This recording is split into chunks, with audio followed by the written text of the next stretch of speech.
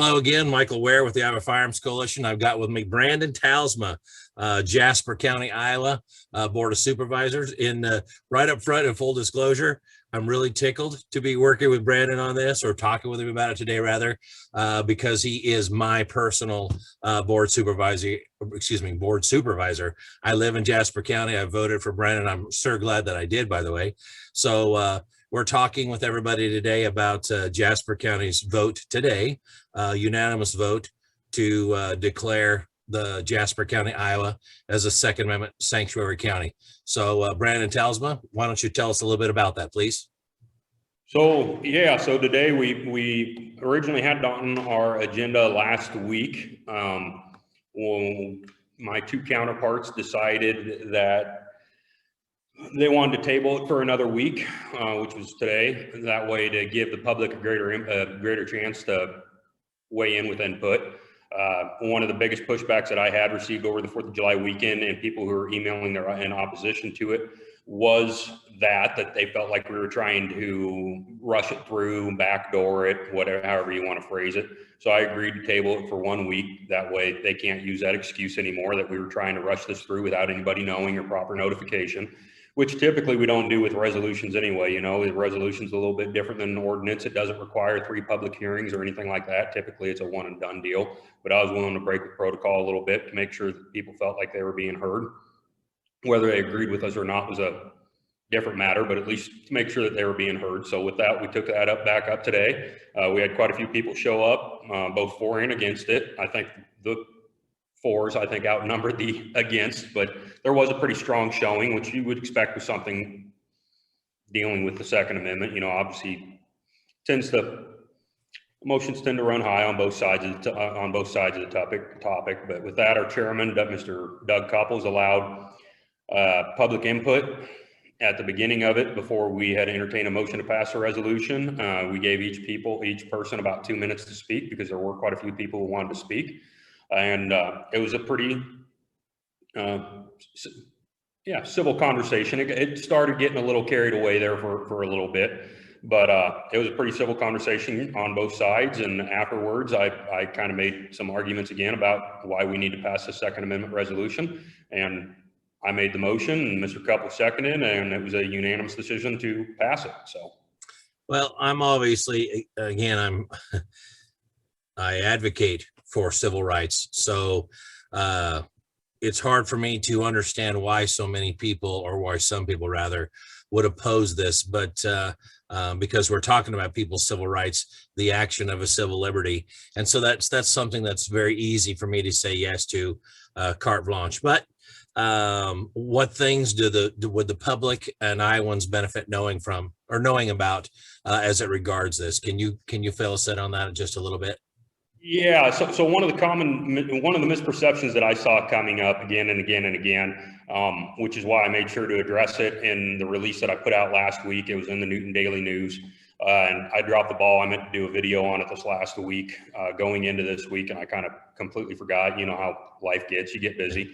One of the common misperceptions is that we're breaking state and federal law, because what we're doing with this resolution is essentially creating a county law that supersedes state and federal law, which we're not legally allowed to do. Trust me, there's times that I wish that we could, but we can't. And this resolution by no way, shape, or form does that. And I just found that was one of the biggest misperceptions about it. All this resolution is clearly stating is that Jasper County, its offices, its sheriff's department, won't enforce any federal regulation, state regulation, executive order that encroaches upon somebody's civil rights, specifically the Second Amendment civil rights. That is all it's doing. It's not establishing a law. It's not establishing an ordinance. It's simply stating that we're not going to infringe upon our citizens' rights by carrying out orders that may come from the federal or the state government. I think that's a pretty important distinction to make. I've said it many times, and I'm hoping at some point that it catches on the way that it should. But basically, the idea of gun control, in my opinion, which I believe I can quantify for you, is slavery through other means. And I'll repeat that so everybody out there can understand that. Gun control is slavery by other means. I don't mean that to sound edgy or in your face beyond what it should.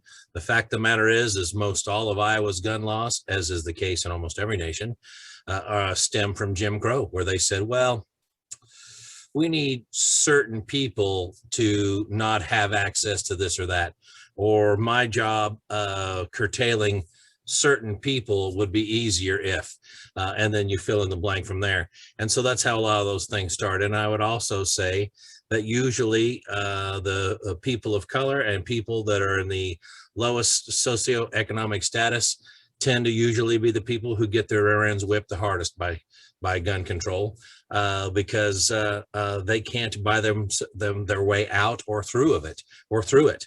So where others may be able to. So when a board supervisor or a board of supervisors comes out and says, listen, we care about your civil rights and we don't want you to be tread upon, then it certainly won't happen on my watch. You've got my support, Brandon. Excuse me, Supervisor Talsma. I'm letting go of our personal relationship here a little bit, and I disclosed that when we began. So, but you have my support. I appreciate Supervisor Couples and Supervisor Carpenter and their work.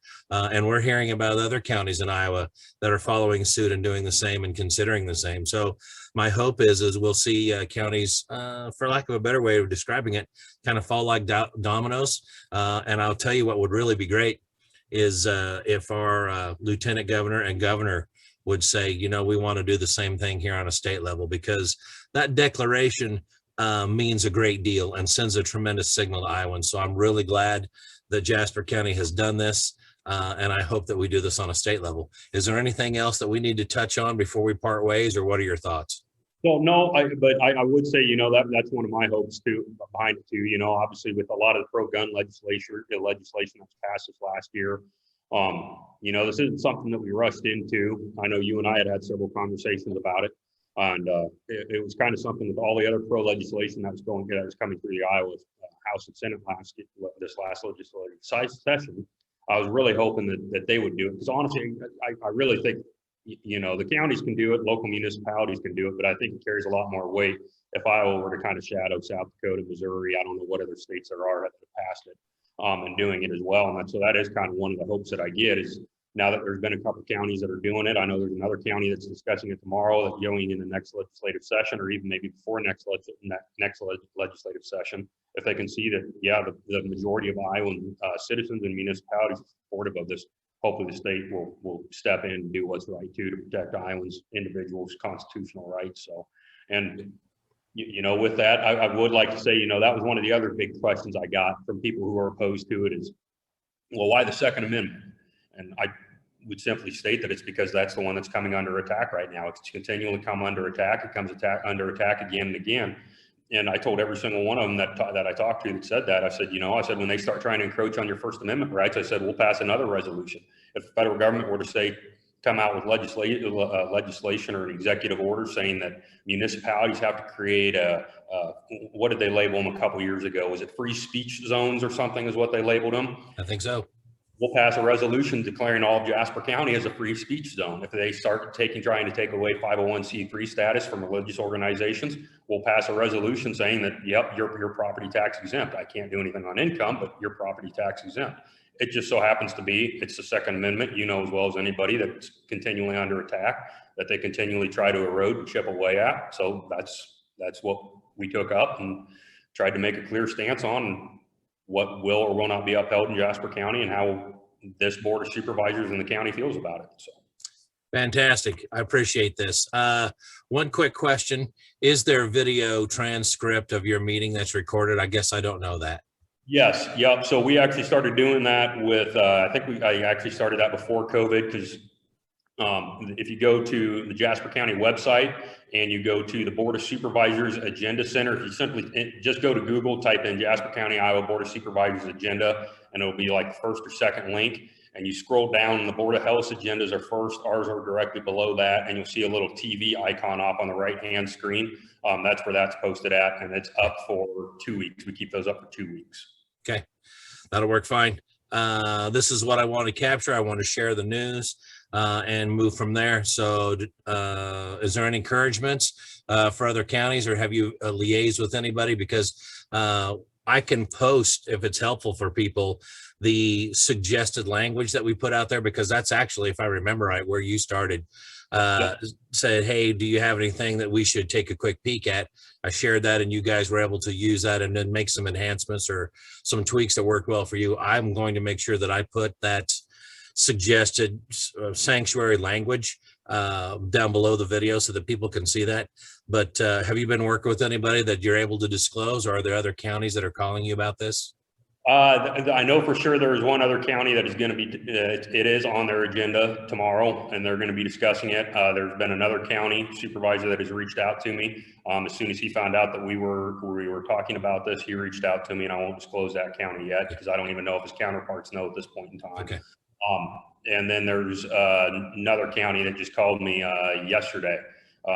Another supervisor from another Iowa county that called me yesterday about it. So okay. Honestly, my word of encouragement would be, you know, once again, I've said it in my press release that I put out in the daily news and everything, and read before our meeting, or at the start of the meeting last week, which is, you know, we're elected officials too. We're sworn to uphold and defend the Constitution just like every other elected office. The Second Amendment is a natural right. It's part of our sworn duty to make sure that our citizens' rights are protected. And I would argue that it's actually our duty and our responsibility to where if the state and the federal government aren't doing it, it's our right and our duty to make sure that we are doing it on the local level. Yeah, agreed. That sums it up for me. That's all I wanted. With that, we'll let everybody go. Again, Supervisor Talsma from Jasper County, thank you very much. And those of you out there in IFC land and beyond, we appreciate it. Become a member. Thank you. Thank you.